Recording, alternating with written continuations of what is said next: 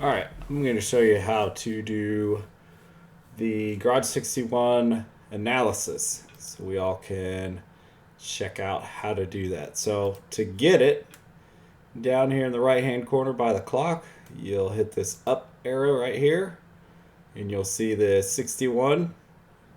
You'll hit the right mouse button. If you hit the left, I'll actually do the same thing. So if you click it and you hit launch Garage 61, boom, it will go right here in Garage 61. And so what you want to do is this will be your screen. This will be your activity. So the best way to do it is say, hey, I want to know how to run Nashville. And I want to compare my lap times versus a teammate's or whomever.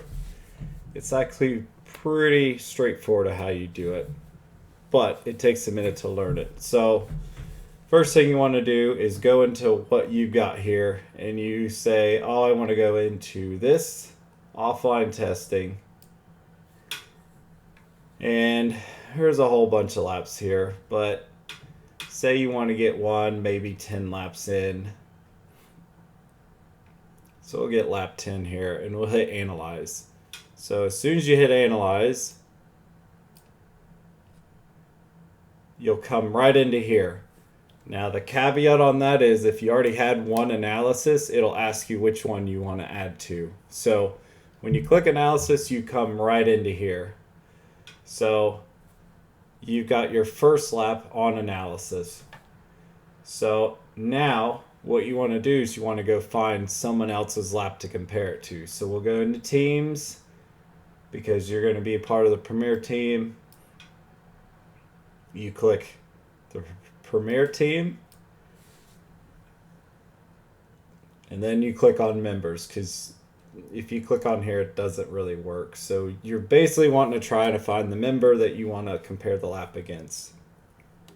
So you hit members to get the member, and you want to go to a teammate. So I'm going to compare my lap with Brandon's. So I'm going to hit Brandon's. And you notice there's no activity here. So you want to go to his activity where he's got all the tracks and stuff here. So this will look just like your overview. So if you hit the activity, all this is here.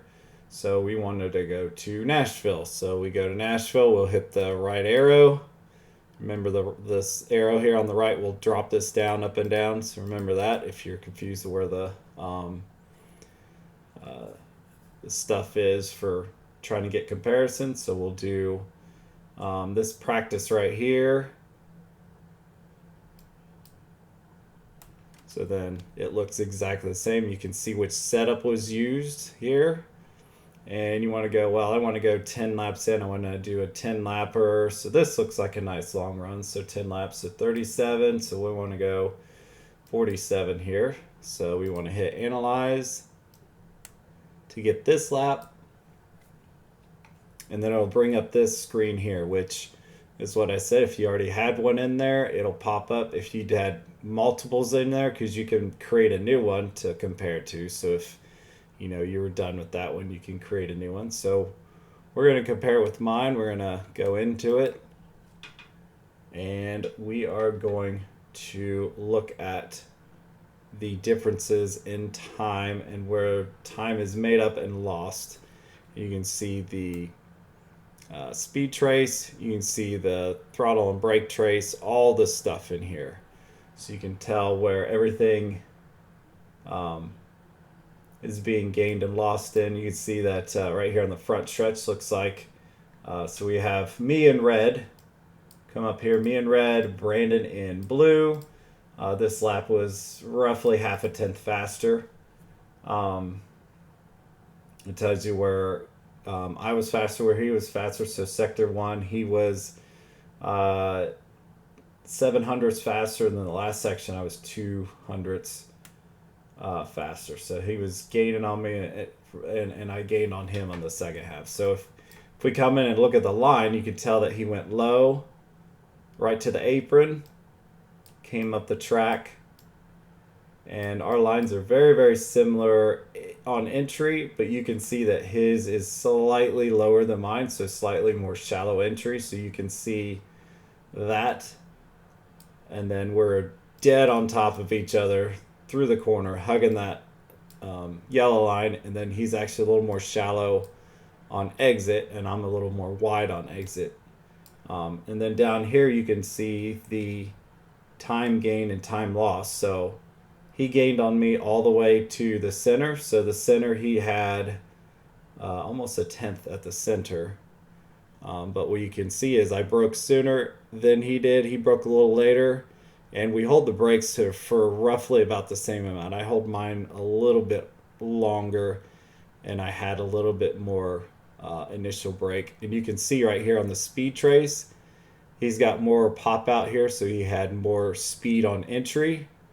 And our center corner speed was literally identical. 133 was our slowest. Actually, there's a tiny bit of 132. But you can see I picked up the throttle just a tiny bit sooner than he did on exit, and then it kind of matched. And then he actually gained at the end of the straightaway here. So, which could be a gear choice. So it's just dependent on that. Or his was in practice, so there could have been a draft there too, which is also...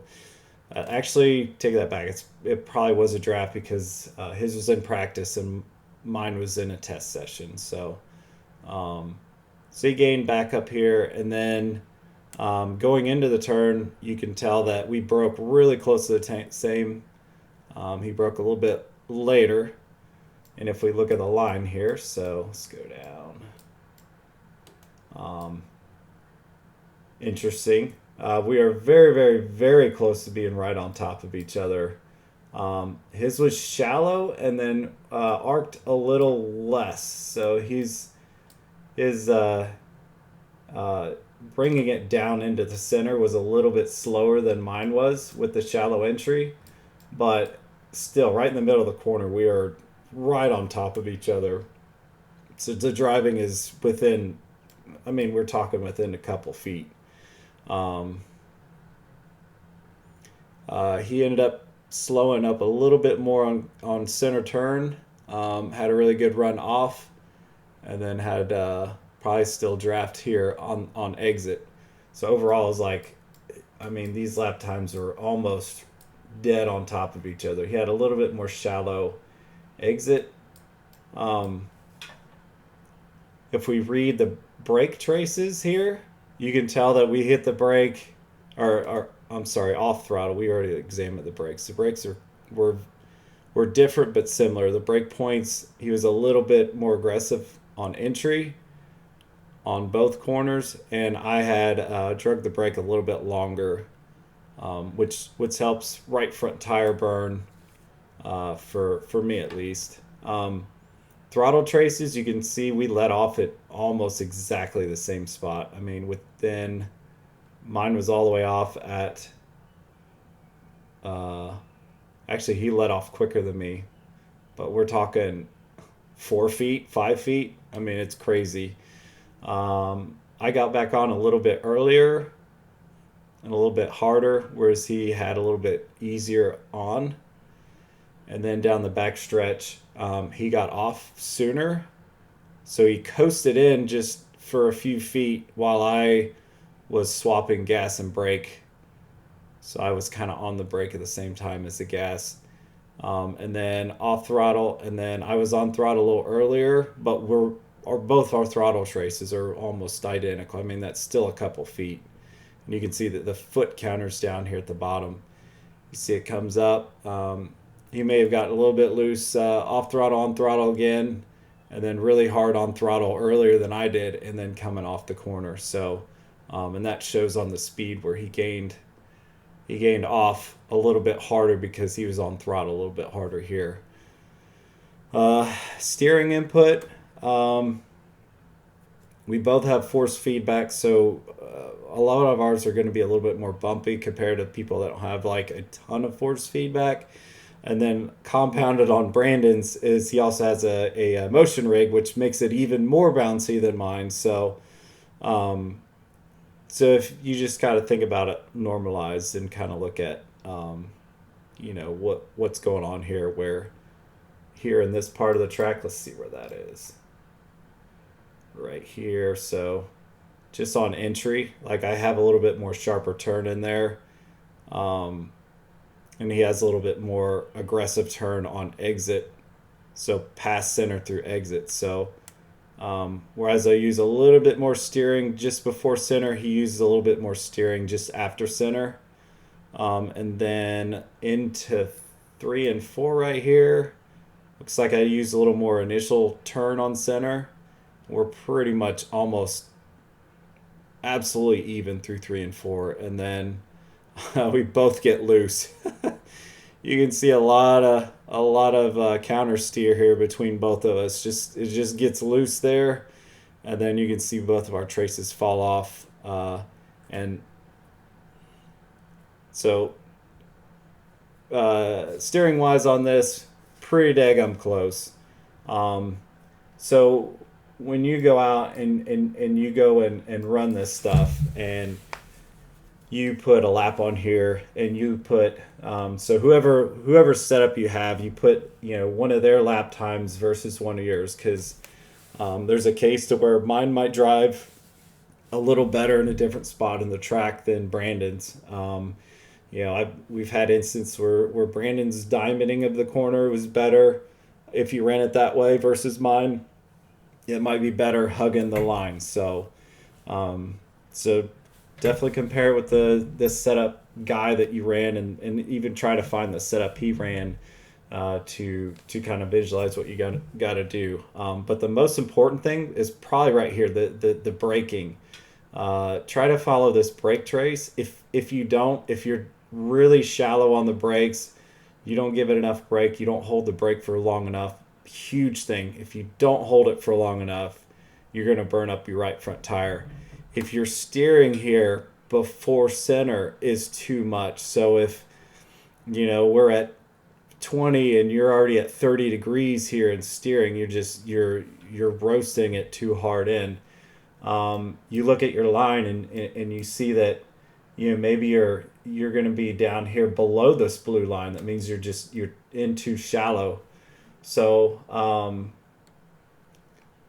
then you got to look at your throttle trace. Make sure you're getting off throttle as fast as we are. If you're not, that's also going to burn the right front, because you're still pushing the car into the turner with throttle, and you do not want to push in with throttle as much. It's really important to get off throttle as quick as you can, and make sure that you use enough brake in the corner so that you get the speed slowdown. So center corner speed is real important. You can tell that Brandon and I, we are identical on corner speed.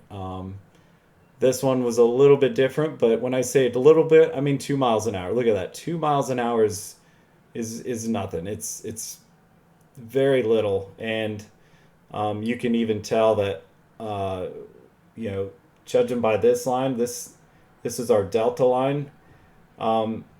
So if you see that you are if the red lap is you, or if the blue lap is you. So say that the red lap is your setup builder and the blue lap is you. If you are dipping below this line really quick, that means you are not slowing it down enough into the corner. With Brandon and mine setups, because they're different, this isn't as big of a deal, because he built his a little bit different. Maybe it's might be a little bit looser on entry or something like that, or maybe I was saving tires. I don't know. So if you're like over a tenth faster on entry, and then all of a sudden you have like something like this where you lose a bunch and you come right back up to your reference lap, that means you're too hard in, and then you're losing all your speed off. So brake, throttle, and then important to see what speed you have. And you got to try to keep your speed right on top of the other, your setup builder's speed. Huge importance. if you can nail that lap by lap and get it repetitive, it's all about repetitiveness, all about hitting your line within, a couple feet every lap, hitting that break point as close as you can within a couple of feet. That's big.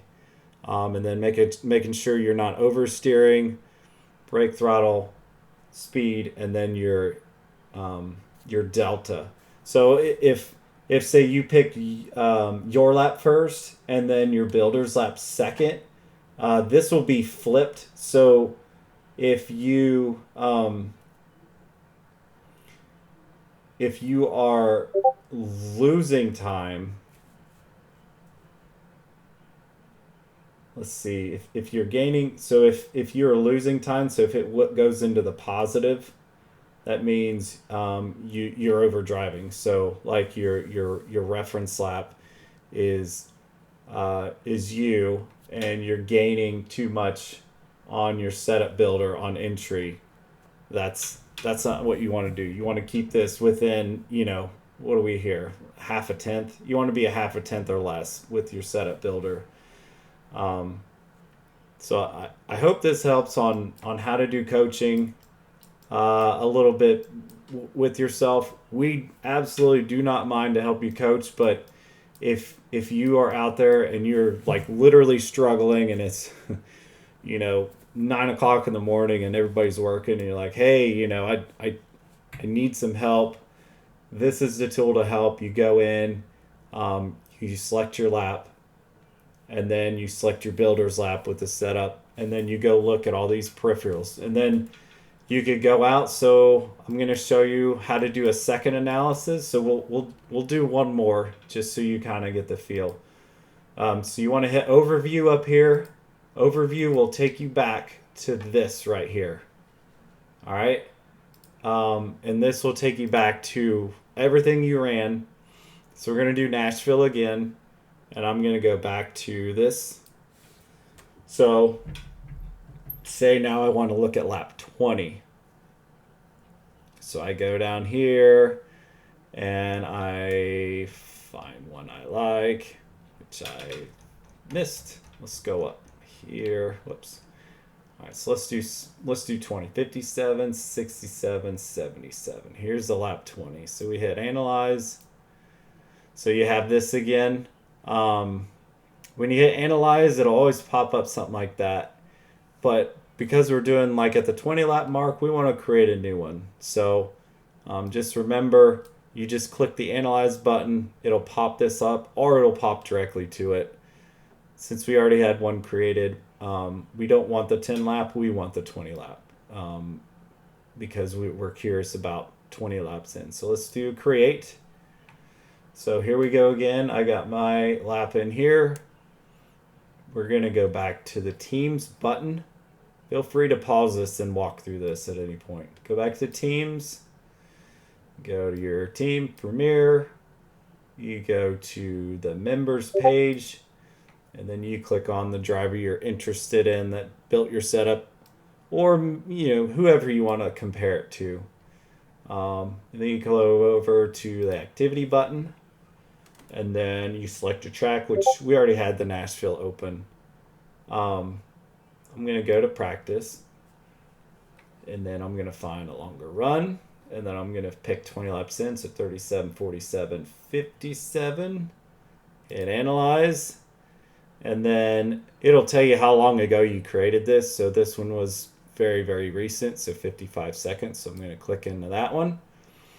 And then we can do the whole analysis all over again. You can tell that interestingly enough, the brakes are a little bit different from when we look at the 10 lap. Brandon was applying a little bit more brakes a little bit later, and I was maybe stabbing it a little bit harder and letting out a little bit easier.